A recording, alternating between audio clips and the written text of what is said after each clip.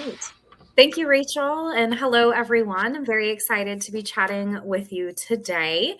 I imagine for most of you, it's a good evening or a good afternoon.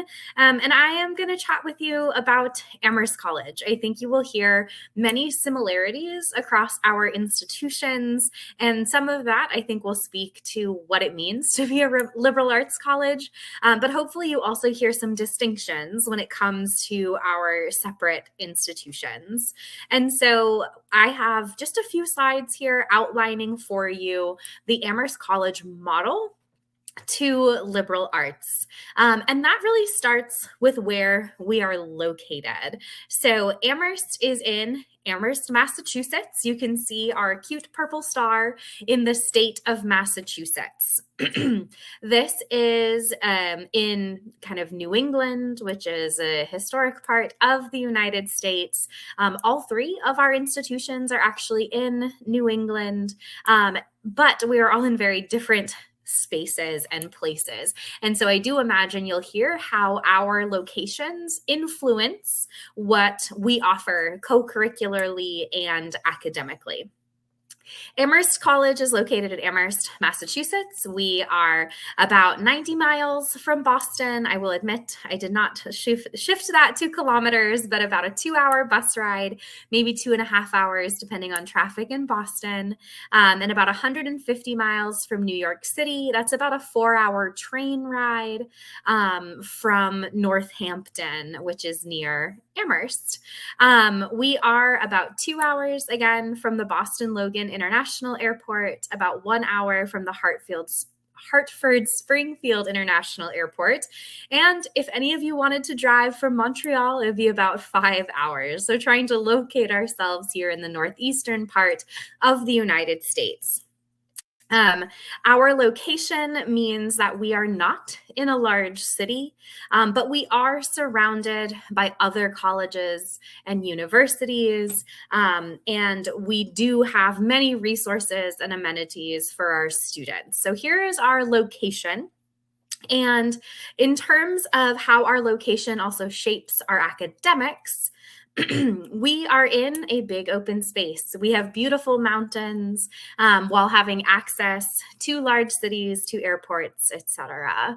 And how we approach a liberal arts curriculum is through an open curriculum. In general, liberal arts institutions are fairly specific to the United States, and they tend to feel different from what you'll have at home, right? All of us will speak to ideas of breadth and depth of study, the idea of exploring.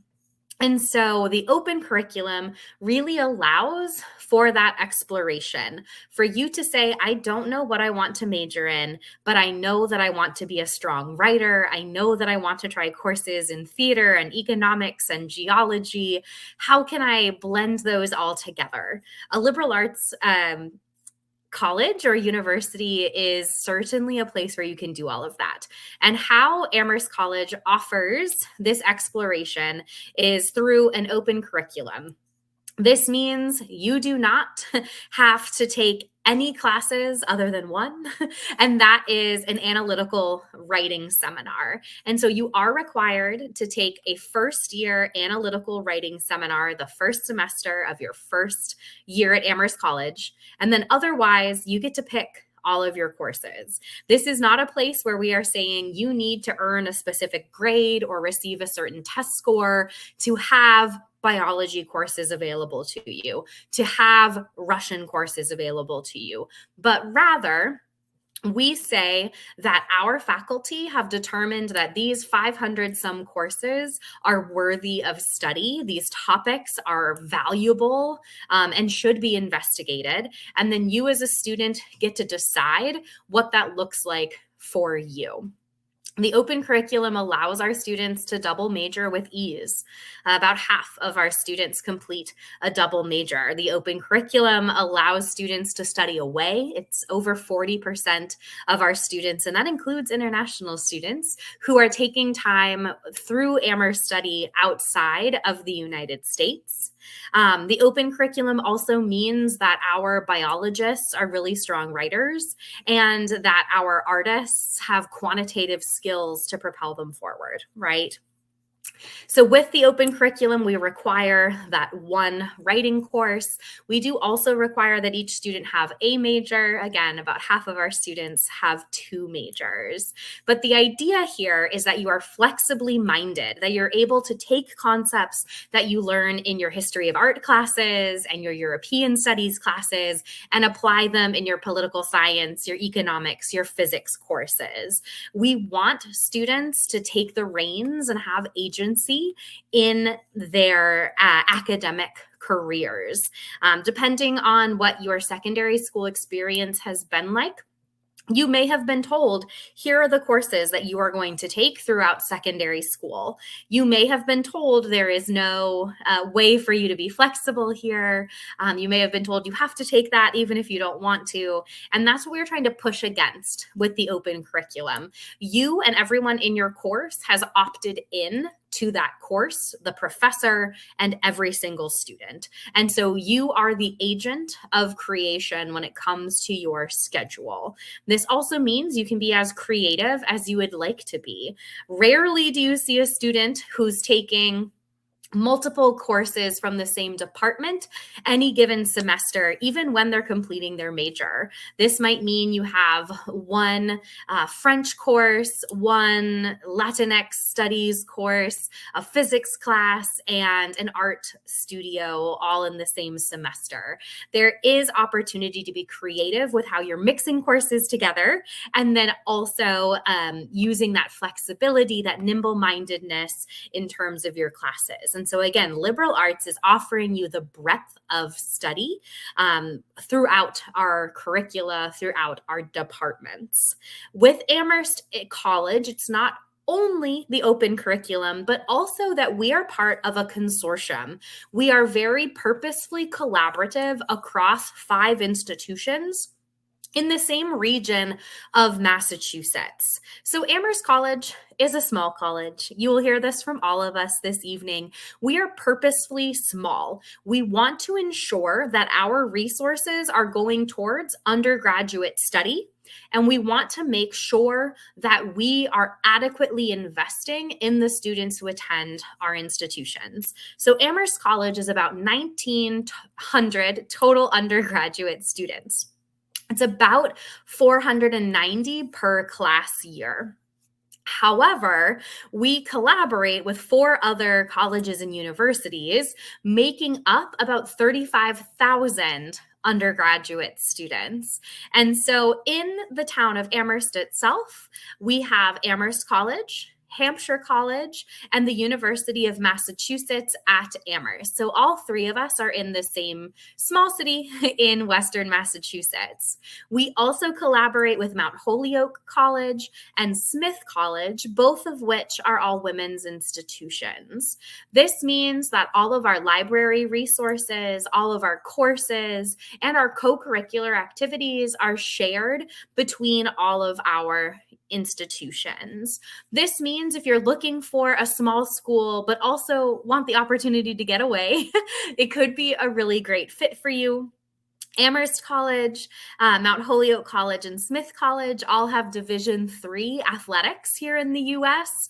The University of Massachusetts, however, is a Division I institution. So if you want to try something big, something a little different, that is available to you. And so acknowledging that the number of courses available to you really expands across the consortium, and the co-curricular activities expand for you across the consortium. And so while Amherst College is purposefully small, the consortium allows for a great opportunity to scale that experience. I will note that we have free public transit that brings you across all of these institutions. And while you cannot major at another institution, we do have what we call certificates. So Amherst College does not offer minors, but we do have interdisciplinary and cross-campus certificates that encourage our students to take courses throughout the 5 colleges.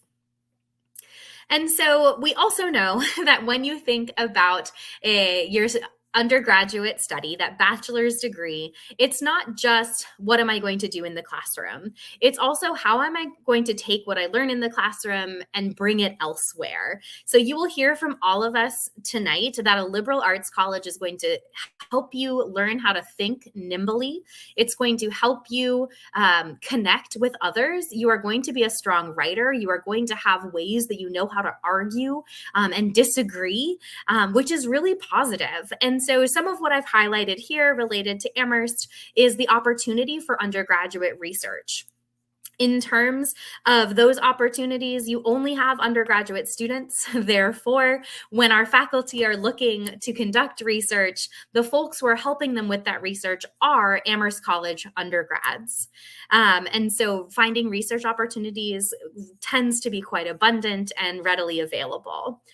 Students are going to be supported in terms of finding internships while they are students. If you are someone who needs OPT or CPT support to ensure that your visa stays valid, we have the Office of Immigration Services who will help you through to ensure that you're able to connect with employers during your time at Amherst College. The alumni networks at liberal arts institutions tend to be really robust. Students have a good time when they are at a liberal arts college, and they tend to want to give back. And maybe that is hiring someone for an internship. Maybe that is doing a mock interview that tends to be available. I will note that Amherst also has funding for international students when it comes to under and unpaid internships. And finally, all of our institutions are going to have incredible outcomes. This means that you will be entering the job force as a prepared individual. You will also have the backing to go into graduate school, whether that's a master's or PhD down the line. All of our career centers are going to be geared towards supporting students throughout their 4 years in undergrad and into the future, whether that's through fellowships, employment, or graduate school. In order to become an Amherst alumna or alumnus, you will have to go through an application process. I think what's important to note about all of our institutions, these liberal arts colleges today, is that applying to us is not the same as applying to most institutions in Canada. This is not you get a specific score on a specific test or a specific grade in a specific class and you are offered admission, but rather we seek to understand how you will contribute to our classrooms, to our extracurricular activities, and to our residential environments. And we do this through a number of documents through your application. I think what's important here is to note that we will review everything that you submit. That's considered a holistic review in the US vernacular when it comes to applying. Again, I think that this will be kind of repeated throughout our institutions today, but there will be variation. And so if you decide you want to apply to colleges and universities in the US, I think one piece of advice perhaps would be considering a spreadsheet or some other organizational tool, given that we will have different deadlines, different requirements, different optional components as you move through. The final thing I do want to note is as you do research into US higher education, you are probably going to notice a significant cost associated with it. I cannot say that this is true about all liberal arts colleges, but I can say it is true about our in liberal arts colleges, which is we seek to make our education affordable. We want to enroll international students. We believe that your perspectives make our campus better. So when it comes to Amherst specifically, we are need blind when it comes to our admission review process, meaning that we never know what you and your family can afford to pay towards the cost of an education at Amherst College. We also meet 100% of calculated need for all admitted students. We do not package loans, and there is never a cost for books or course materials throughout your time at Amherst College, regardless of if you are on financial aid or not. I think you can see here in terms of our international students, you see that there is lots of financial aid going towards the international student population. Again, we are invested in your education, and we want to to ensure that this is an option for you if you are excited to consider an institution like Amherst College. So with that, I offer a contact information. So please feel free to take a picture, send me an email. I would love to connect. But I hope that was a reasonable introduction to Amherst College. I know you have two more incredible institutions to hear from today, and I think I'm going to pass it over to Kenzie at Wellesley. Great. Thank you so much. Hi, everyone. My name is Kenzie. I am a assistant director of admissions at Wellesley College. I've been here for about a year, so I'm happy to share a little bit more about our college and kind of build off of the things we've already been learning about. So we will get into it. Wellesley is a place filled with change makers, barrier breakers, and bridge builders. We are a liberal arts and science college, as well as a women's college that cheers on the boldest ideas and celebrates the brightest solutions. So we are the only one of this group of amazing liberal arts colleges that is just a women's college or a women's gender inclusive college. Wellesley is a space that's dedicated to the empowerment of women. And we also have been, holding that ideology for the last 150 years. We are also invested in the cultivation of the next generation of leaders. So our community is one of belonging, and it has been one of belonging over the last 150 years. And you'll probably hear my other fellow presenters talk about, all of these spaces and these liberal arts spaces are built around belonging and community spaces. Our 500-acre campus is just 12 miles from Boston. There's also a free shuttle during the week that goes to both downtown Boston and to Cambridge. And we also are only an undergraduate campus. So we have about 2,300 undergraduates at our campus. Even as a small campus, we offer over 1,000 different courses every year while we're maintaining roughly a 7-to-1 student to faculty ratio. 100% of our courses are taught by our faculty members. They're not taught by graduate students or anyone else. Our faculty members are very dedicated to their teaching, but also to the research they're conducting with the help of our students and the additional opportunities that they help with outside of the classroom. Our focus at Wellesley is truly on the undergraduate experience. And we're very committed to the liberal arts and sciences as it is the foundation with everything that is built here at Wellesley College. Our experience is focused on the student experience. And we're also here to, support our students through everything that they're going through inside the classroom and outside of the classroom. We want to make sure that all of our students feel supported, challenged, and celebrated, which is only bolstered by the deep commitment to our liberal arts and sciences education. These experiences of attending both a liberal arts and a women's college pair very well together, as our students are very, they self-select to be supported and empowered by their peers. They're looking for that tight-knit community that you get at any liberal arts college, but also a little bit further with that women's specific college. It's an invaluable opportunity for our students to develop their voice and their confidence that supports them as a person. I also want to note, and we'll talk a little bit about numbers here, that 13% of our student population is international students, and they are hailing from over 50 different countries.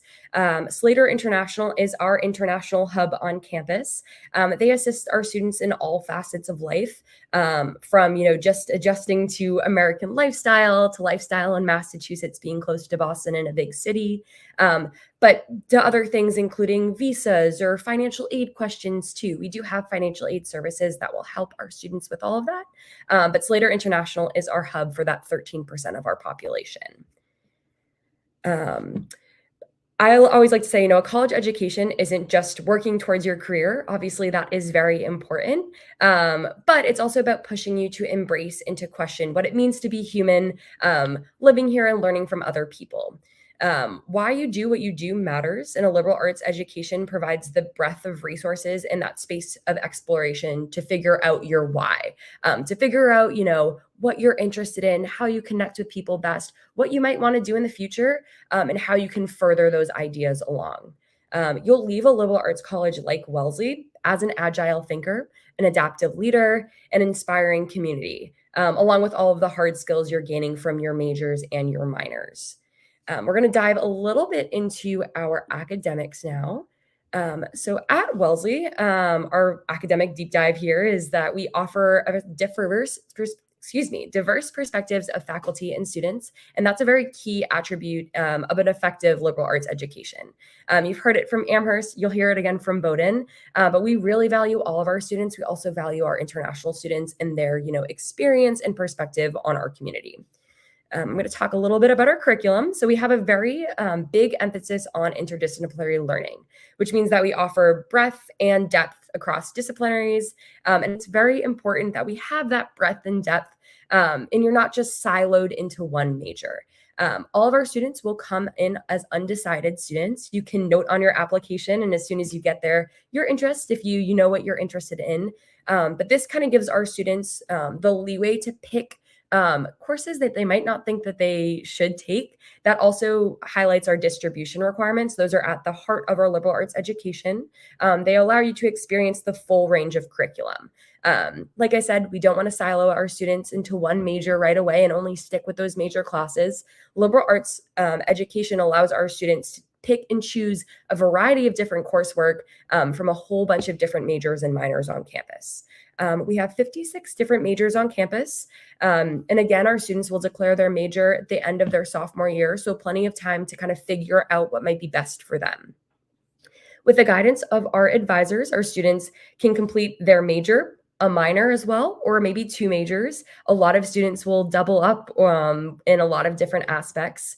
Like Amherst, we encourage our students to be flexible-minded and to pursue seemingly unconnected majors and to find those connections between those seemingly, unconnected majors. Some of our student tour guides are doing computer science and French or chemistry and music. I think that just highlights our liberal arts education as a whole and shows you that you don't have to just stick to one thing while you are at college. One thing about Wellesley is that we support you in your experiences as a first-year student from the first second you step on campus, as do the other liberal arts colleges here. We also have something called shadow grading, which allows our students to take all of their classes, but that first semester of their first year is pass-fail. This allows for the exploration of their courses and helps kind of ease the transition to college and also into new country for international students, and helps them kind of find their place here at campus. We, like Amherst College, also offer cross-registration. We offer cross-registration between Babson, which is a business college, Olin College of Engineering, Brandeis, which is a larger liberal arts college, and MIT as well. Our students are able to take one class per semester at one of these other institutions to kind of further their education. We're looking for well-rounded education, and if that means taking classes at a different college, then so be it, and we encourage that. If students want to take a specific engineering class or maybe an English class at MIT or anything like that, they're able to do that, which is wonderful. Students can conduct research at these campuses, perhaps do internships there, join inter-college clubs. So there's a lot of opportunities outside of the classroom to engage with those other student populations. Often at smaller liberal arts colleges, we all have, a collaborative, intimate classroom environment that really helps our students, dive into what they're learning and make those connections with their peers, but also their professors as well.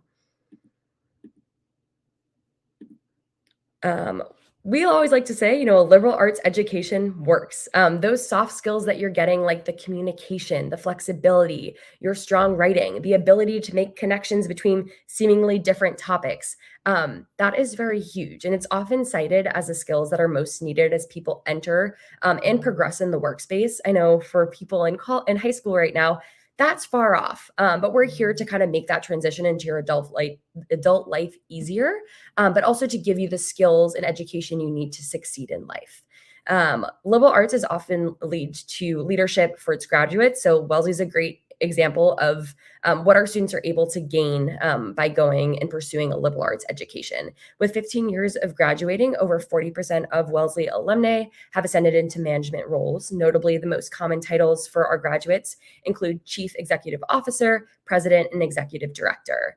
Our students rise to leadership roles regardless of their major at Wellesley, and perhaps because of that liberal arts environment.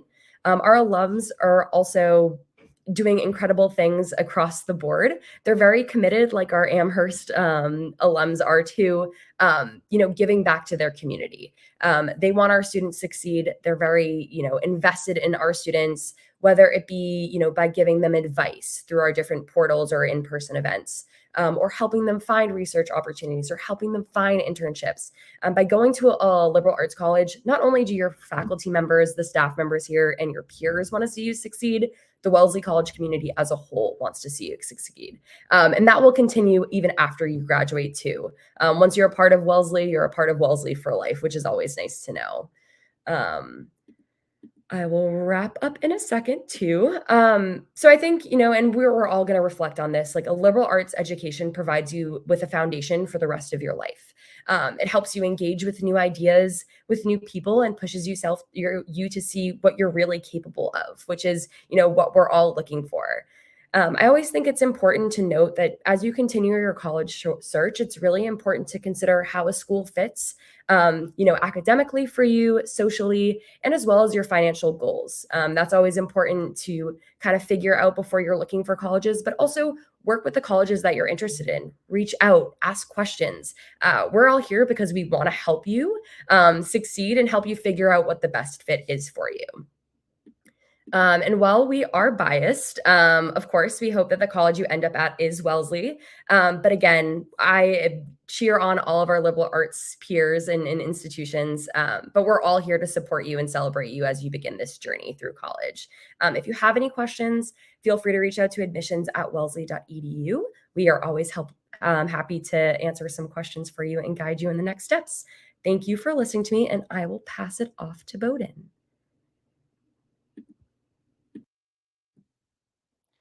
Thank you. And I love these sessions because you get to learn so much about other colleges. And now we'll talk about Bowdoin, last but not least. So Bowdoin College, you can think of it as exploded knowledge. And I know that is so cheesy, but it does help you kind of remember the pronunciation. It is one of our very, very early founders, but is this kind of interestingly spelled name, but it's pronounced Bowdoin, like explodin'. So we were founded back in 1794, so a very long time ago. We're one of the oldest colleges in the US, and we're located in coastal Maine. We were actually founded before Maine was even a state, so we kind of grew up with the state around us. We are what's considered a selective liberal arts college, just under 2,000 students total. And it's a pretty accessible campus. It's very flat. You can kind of see the map here behind me. Most students walk from kind of one end to the other in about 10 to 15 minutes. And our connection to the coast of Maine is a big point of celebration here on campus. There we are at the little blue dot up there. So fairly close to some of our friends in Canada. We are about 2 hours north of Boston, which is where the nearest kind of international airport would be. We actually have trains and buses that run from Boston all the way to our location in Maine. There's the Amtrak, which is a train service, and we also have something called the Concord Coach, which can take you all the way to campus as well. The Amtrak runs nearly every hour, so it's fairly easy to get up to campus without a car. We also have something called the Portland International Jetport. Don't let the name confuse you. It doesn't have any international locations currently, but it does go to many points throughout the continental US, and that's just about 30 minutes south of us. This is a photo of campus just a few months ago. It does not look like this now. It is much more beautiful. We're getting into springtime. We've got some flowers blooming. But something that is great about attending a college in New England is that you get that kind of historical architecture that you can see here. This is our original library building. It's now an academic space. And it is also a place where you'll see all 4 seasons. Our students are ones that really take risks and are eager for new experiences. For some students, it's their first time seeing snow coming to Bowdoin. And it is definitely a very fun time to be on campus. You'll see lots of snow polar bears, as the polar bear is our mascot. This is an overview photo of Brunswick, which is the town that we're in. I would say it's kind of your typical New England college town. There are lots of shops and restaurants. This is a picture of Main Street. It's spelled like the state, which I think is very cute. It's about 20,000 people right along on the coast. Students quickly realize that they're part of Brunswick, and Brunswick residents are part of Bowdoin's campus too. We don't have any gates or fences. This is really an open access place for our community members in Brunswick. And that means means that you'll see people walking their dogs on campus, and also Bowdoin students will go into town all the time to go to coffee shops or to go get gelato with their friends. And that Amtrak station I was mentioning before is just a 5-minute walk from campus. There's also a pharmacy, a grocery store, all of those sorts of things that you might need. And for the non-emergency emergencies like a Target, a Walmart, a Starbucks is about a 9-minute commute, and we have a local bus system as well. And just to kind of orient yourself to where we are as well, this isn't a photo of Portland, which is where I live. It is Maine's largest city, and it is just about 30 minutes down the road. It's a creative and vibrant small coastal city with lots of restaurants, concerts, cultural events. There's always something happening. And if there's a concert that a lot of Bowdoin students want to go to, often our student government will sponsor a shuttle down to Portland for the day, but there's also local bus and train services to Portland as well. Where are students coming from? I think everywhere is a good way to think about it. They're coming from all over the US and also all over the world. About 7% of our student body is international. We see the importance of diversity in all forms, where students are from, their backgrounds, how they were raised, how they think. And you'll be shaped by those perspectives and those experiences when you're a student here at Bowdoin. We really want to prepare you for a very interconnected world, which is why we value diversity so much in our small student body. So all those students are coming to this beautiful coast in Maine. The coastal connection can't be overstated. The environment and recreation is a big part of life on campus. This is a picture of the Schiller Coastal Study Center, which is about a 20-minute drive from campus. It's on Orr's Island. You can actually take a bridge to get there. You don't have to take a ferry or anything like that. This is a scientific research station, but it's also a recreational facility. So we have a bunch of trails and sailing docks. There are lots of opportunities for students to get out there. We have shuttles that go there as well. We also have something called the Kent Scientific Station on Kent Island, which is on the Canadian side of the border in New Brunswick, and is also a space for research, but also interdisciplinary research. Every summer, there's a group of students that go out there with some faculty members to do mostly scientific research, but there's also an artist in residence that goes there as well. So as a current student that is more interested in the arts. Great. And what can you study? Similar to many of our peers on the call tonight, you can study nearly anything at a liberal arts college. Here is a smattering of options. I like to say we're kind of in between a completely open curriculum and a more closed curriculum. Maybe you've heard of schools that every first-year student takes maybe Math 101 or English 101. We're sort of in between, very similar to Wellesley. We have distributive requirements, or we ask you to take classes in different content areas, but we don't dictate which those classes are. So you can really choose what you want your time at Bowdoin to look like, but we are going to stretch you to take classes that are outside of your comfort zone. So those computer science students are also going to be taking an art class while they're here, and those artists are also going to be taking a mathematical and reasoning course. So we want you to kind of stretch out outside your comfort zone. We think the best prepared students are the ones that are able to navigate across different ways of knowing, different ways of thinking, and we're preparing you for your life after college, which is not siloed in one particular discipline, but can kind of ebb and flow between different disciplines. Similar to our other friends on the call, we have very small class sizes at Bowdoin. Most of our classes are under 20 students. So you're really going to get to know your professors very well, regardless of what you study. And here are some of our most popular majors. I love showing this because it really shows how diverse our interests are. This isn't a school just for students who are interested in government or just for students that are interested in biology. We have students kind of all across the board. These are our 10 most popular majors, and about half of our students will double major while they're here, so study in 2 disparate areas. And something that is a little bit unique about Bowdoin as a liberal arts college is why we were founded. We were founded for this idea, this concept called the common good. This is a quote from one of our founding members of the college, our first president, Joseph McKean. And the common good is this idea that institutions like Bowdoin should use the privilege of these resources that we have access to, the privilege of this education, to benefit the world as a whole, not just for personal gain. So Bowdoin students really take this to heart in what they study and how they spend their time on campus and what they do after graduating. This idea of being one part of something much bigger is something that's kind of ingrained in all Bowdoin students, and it comes up all the time, whether that is sort of what you're doing during the summer for an internship, but also in daily interactions. We have this tradition called the Bowdoin Hello, which is very simple, but kind of is the common good in daily life, which is where if you see someone on campus, you say hello to them, even if you don't know them, even if they're not a Bowdoin community member, maybe they're visiting. And it just creates this inclusive and welcome environment that makes people feel like they are part of the community. So kind of going back to this idea of the common good, it's little things, it's also big things, and it's a big part of life on campus. As I mentioned before, classes are small. You're really going to get to know your classmates. You're going to get to know your professors. Because of our small class sizes, that means that there's a lot of hands-on opportunities. This is a picture of a class that took a trip out to Giant Steps, which is a geological formation near to campus.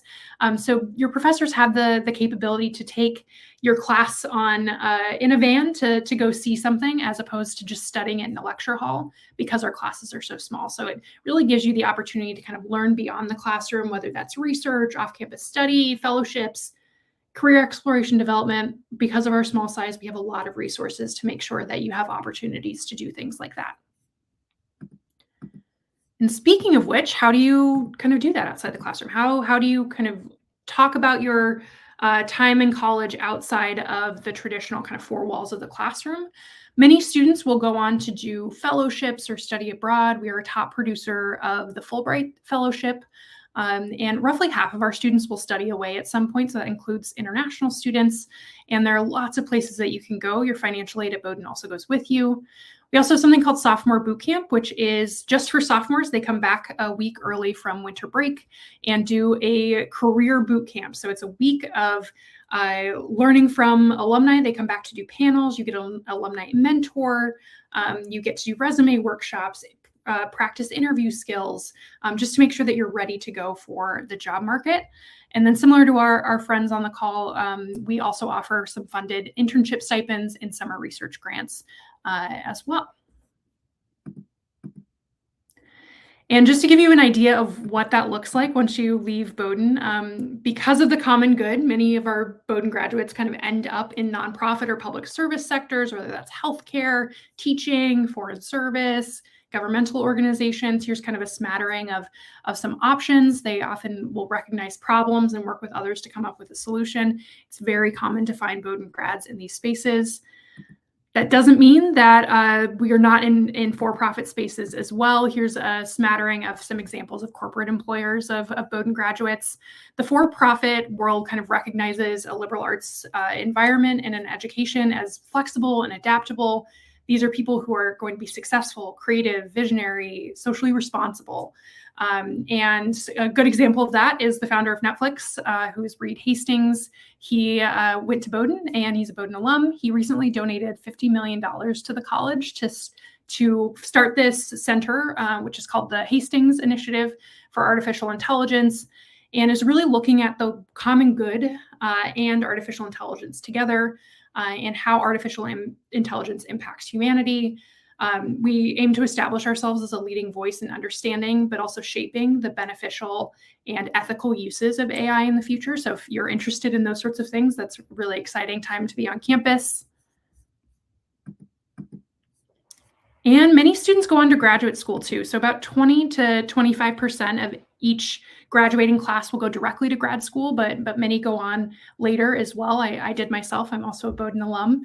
And here are some of the top graduate programs where students end up going, whether that's going into a medical career or going on for a PhD or a master's degree. Students also have a lot of support from the college to be able to figure out what that next step might be for them, whether that's directly into the working world or taking a fellowship or a graduate program as well. And talking a little bit about sort of how you get to that end stage of graduating from Bowdoin.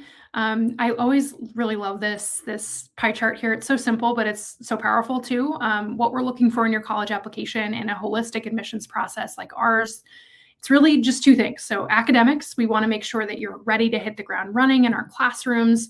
You're going to be challenged by Bowdoin, regardless of what your previous academic experience is like. We want you to be able to keep up and want to have your ideas challenged and be really excited to contribute.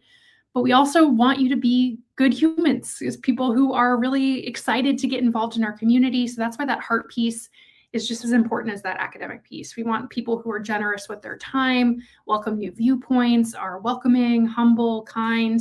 And you'll notice here that income and test scores are not part of this. We're one of only a handful of colleges that is need blind for all students, regardless of citizenship. So for our international students as well, that means that your family's ability to pay is not factored into whether or not you're admitted to the college. And we also meet 100% of demonstrated need for all students, and we don't package loans. We want to make sure that it is as affordable as possible for as many families as possible. And there's also no fee to apply if you're the first in your family to go to college or if you're applying for financial aid. And regardless of your financial aid status at Bowdoin, we have something called the Digital Excellence Commitment. This started during COVID in 2020 and has continued since. So every Bowdoin student gets a full suite of Apple products when they show up on campus. This is a MacBook Pro, an iPad mini, an Apple Pencil, and all the software that you might need for any class that you'll have at Bowdoin. This is also yours to keep when you graduate. And this isn't because we think Apple devices are cool, although they are pretty cool, or that we like giving away free stuff. This is because we want to make sure that every student has what they need to be successful in the classroom. Every student has the same computing power. And it also really gives your professors the opportunity to make sure their lessons have a technical component, because they know that everyone has access to the same level of technology. These are also the devices that you'll likely be using in the workforce. So you get ready to use the software that you'll use once you enter the workforce after graduating. And here's just a little snapshot of some folks on campus. I included this because it has a bunch of international flags in the background of all the students that are currently on campus. Bowdoin is a place that you'll find community with classmates from all over the world. We kind of think of ourselves as the small microcosm of the world in the small college town on the coast of Maine. And we have lots of opportunities for you to meet each other and to get involved. Something that's great about being at a small college is that it's very easy to kind of start a club, get involved with a club, bop around from different things, and try things for the first time. And we want to make sure that you're very supported in that as well. We have an international student dean in our dean's office, and lots of support resources on campus, especially for students of color, first generation college students, and non-binary or genderqueer students as well. So there's lots of opportunities for you to meet folks that are similar to you, but also be challenged by folks that are completely different or come from a very different place. And I want to leave you with the offer of the college, which is this poem that was written by one of the first presidents of the college. We have this on tote bags. It's also one of our essay prompts, so you can get a head start if you're filling out our supplement. This is a poem that really speaks to what a Bowdoin education provides students. And it is something that we think a lot about, but it's also something that kind of guides the admissions process. We want folks to understand what our values are and really choose us because you're excited to be in a small college community that has those same values. So with that, I will turn it back to our host. Thank you. Thank you, everyone, for your really insightful presentations. And also I've learned a lot from each of you, of course. And one reason I always recommend my students to look into the liberal arts colleges is that because it's smaller, you have more access to all the resources that you have. So that's really, really helpful for international students. Okay, so now let's move on to the Q&A section. So for any of you, if you have any questions, you can leave the question in the chat box and I'll read it so our presenters can answer the questions. Let's just wait for a few seconds. And while we're waiting for the questions, I just have one question I want to ask, because I think Kate touches on the what type of applicants or students are looking for. She mentioned that it's academics and also hard. I think it's really tells us like what this is Bowdoin, what type of students that Bowdoin really is looking for. So does Holly and Mackenzie, do you want to share something about this as well? Just what is the ideal kind of applicant? What are the qualities you're looking for from the students? Yeah, certainly. I do think like when it comes to, word ideal, I think both in terms of there's no one student who makes an ideal Amherst student or an ideal Wellesley student or ideal Bowdoin student. Similarly, I think for students, there's no one singular university that is a match for you. There are going to be many institutions that will serve you really well. And similarly at our schools, we are looking purposefully for a variety of students. We want students who will join orchestra, but we also want students who will be leaders on the chess team. And we want students who are going to take STEM classes, but are also going to take language classes. And sometimes you don't do both, and that's okay. And so I'll say in terms of the Amherst selection process, we do pay very close attention to the writing that you put forward in your application. I mentioned the only required class we have is an analytical writing course. And so that is something we will pay close attention to as we review kind of those holistic components. But I think I'll call that out and turn it over to Kinsey. Yeah, I don't think I could have said it better than Holly in terms of, there's not one ideal student that we're looking for at Wellesley. Again, what makes a liberal arts college great is our students and their wide variety of interests. Again, our students are coming from all over the world, all over the country, and their interests is as varied as they are. Again, we are looking for that strong writing too. We have a supplement, just like our other two friends on this call, a supplemental essay, which I think is always helpful. Kind of gives them an insight into, why they might be looking for our college specifically. Whenever I always, give this recommendation of when you are writing a supplemental essay, like one for Wellesley, mention Wellesley in it, perhaps not another college. Just we're looking for, varied student life, to see your passions, to kind of learn about, who you are as a person and why you are the way you are. It's very hard to kind of write all about that in one application, but do your best. If you have specific questions too, feel free to reach out to us at Wellesley or any of the colleges that you're interested in too, and we can always kind of guide you the right way. But we're looking for a whole bunch of students to be leaders in whatever they choose to be involved in at campus. Thank you, Holly and Kenzie. And speaking of the supplementary essays, I always got questions like, how did I write? How should I get started when writing the essays? Like, why Wellesley? Why Amherst? Why Bowdoin? Where should I get started? I can take this one. Okay. I always think a great idea is to attend events like this. I think you get to know colleges well. You get to, especially when there are other colleges there, you can see we're all very similar in a lot of ways, but we're all different in some ways too. So make sure that that is reflected in your supplement. If you can replace Bowdoin's name with Wellesley's name, with Amherst's name in your essay, it's not specific enough. So start by doing some research, attend events like these. Each of our offices hosts virtual events that students can go to if you can't make it to campus. And often we're in your area as well. So if you're on our email list, you'll get notified if we're in your area. But you don't even have to see someone in person to be able to get to know us. You can talk to current students. I think getting some specificity in your supplements is a great way to stand out in the application process. Yeah, I agree with everything Kate just said. I think as well, just acknowledging that every school's supplements will look different. And so I think both my colleagues here, right, said like, hey, maybe include something about that specific institution. And I would say that yes. And I encourage you to look at what the question is asking rather than responding with what you are hoping to write. I think that could be a useful thought as well. Yeah, I think those are two great points. I mean, we're looking to hear more from you. You're tackling this like you would any other essay question. You're answering the question first and then filling in the information too as you go. Again, doesn't hurt to, do multiple drafts of these essays too, to ask for help to figure it out. But like Kate said, Engage with us too. I know this is a little separate than, our supplemental, but doing virtual events like this or virtual events through the college specifically is very helpful to get an idea of what life might be like on these campuses. Give you an idea of, is it a fit or is it not a fit? But use the websites, use social media, and tackle those questions. And again, if you have questions, reach out to us. I'm speaking on all of our behalfs that we are always more than, happy to answer any questions that you might have. Okay, thank you. Thank you, everyone.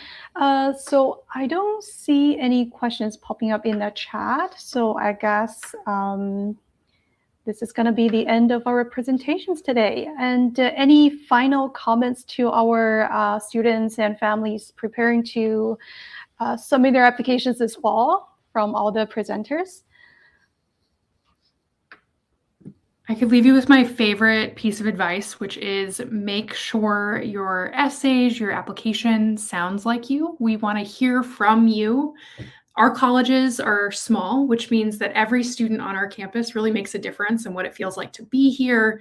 So really, your application is our way of getting to know you. So make sure that your essays are yours. They are coming from your voice. And especially in the world of AI, I think sometimes it's easy to generate essays, but it's really important to hear your voice. We really want to get to know your story, who you are, what matters to you.